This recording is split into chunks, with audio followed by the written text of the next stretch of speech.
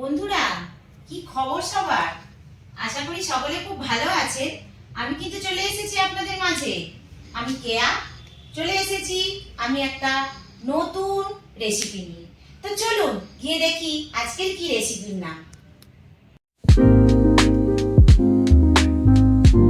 আমি এই রেসিপিটা বানানোর জন্য এখানে নিয়েছি 500 গ্রাম চিকেন। তো এবার আমি এটাকে ম্যারিনেট করব। হলুদ, রেড চিলি মিট, একটু নুন, তেল। এরপর আমি এটাকে ম্যারিনেট করব। এবার আমি একটা কড়াই বসিয়ে দিলাম। এই কড়াইটা ততক্ষণের জন্য একটু গরম হোক। এখন আমি দিয়ে দেব কড়াইয়ের মধ্যে কিছুটা তেল।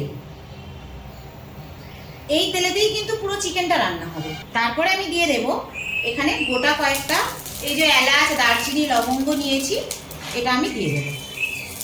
দুটো তেজপাতা টুকরো,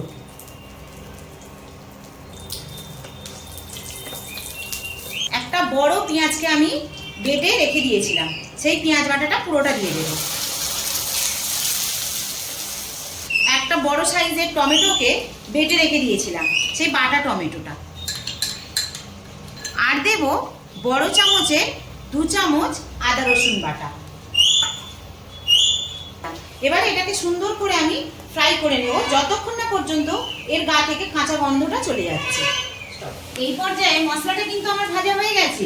এবারে আমি এর মধ্যে দিয়ে দেব নুন, 1 চামচ বা তার একটু বেশি, 1.5 চামচের মতো হলুদ, রেড চিলি পাউডার, 1/2 চামচ জিরে গুঁড়ো, 1 চামচ ধনে গুঁড়ো। এটাকে আমি ভালো করে মিক্স করে নেব। আলাদা করে ফেটিয়ে রেখে দিয়েছিলাম। ভালো করে দইটাকে কিন্তু ফেটাবেন যেন কোনো দানা না থাকে। তো আমি এই দইটা এর মধ্যে আমি দিয়ে দিচ্ছি।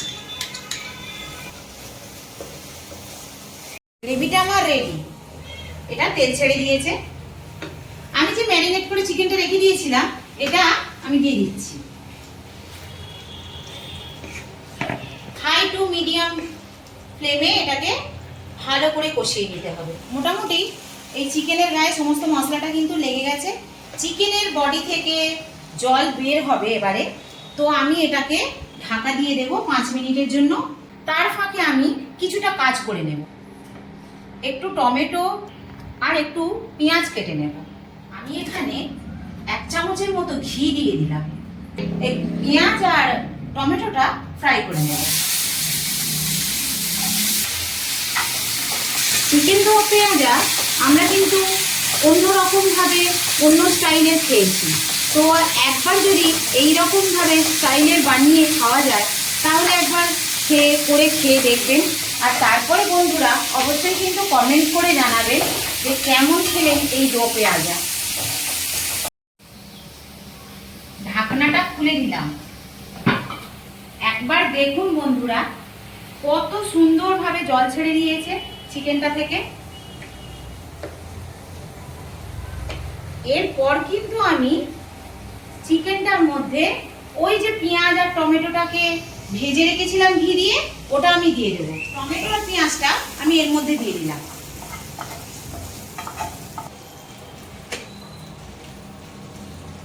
3-4 জনের খাবার মতো চিকেন তো অবশ্যই এটা, কিন্তু এই অল্প গ্রেভিতে সেটা তো ভাত দিয়ে, যেহেতু ভাতের সঙ্গে খাবার জন্য এই দো পেঁয়াজাটা বানানো হয়েছে, তো একটুখানি অসুবিধা হবে। তাই কিছুটা জল না দিলেই নয়, তাই একটু জল দিয়ে দিচ্ছি। একটু অল্প করে জল দিলাম যাতে একটুখানি ভাতের সঙ্গে মেখে খেতে বেশ ভালো লাগে। তাই একটুখানি জলেতে এটা ফুটে উঠুক। তো পরের দেখার জন্য রেডি হই। চিকেনটা কিন্তু টকবক করে ফুটতে শুরু হয়ে গেছে। এটাকে এবার একটুখানি ঢাকা চাপা দিতেই হবে। ঢাকনাটা দিয়ে 5 মিনিট পরে ঘুরে আসি। ঢাকনাটা খুললাম। তো অলরেডি আমার এটা 90% কিন্তু কুক হয়েই গেছে। তো এর মধ্যে আমি দিয়ে দেব একটু কাজু বাদাম বাটা, আর দেব একটু ধনে পাতা, কিছুটা কাসুরি মেথি দিয়ে কিছুক্ষণ আমি এটা ঢাকনা দিয়ে সিদ্ধ হতে দেব। আমার 100% এটা কিন্তু কুক হয়ে গেছে চিকেনটা।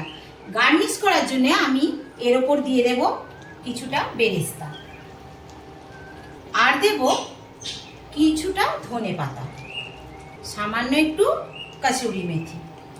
বন্ধুরা, কেমন হয়েছে এই চিকেনটা তার জন্য কিন্তু আপনাদেরকে বানিয়ে খেতে হবে, আর খেয়ে কিন্তু অবশ্যই করে কমেন্ট করবেন কেমন হয়েছে এই চিকেন দো পেঁয়াজা।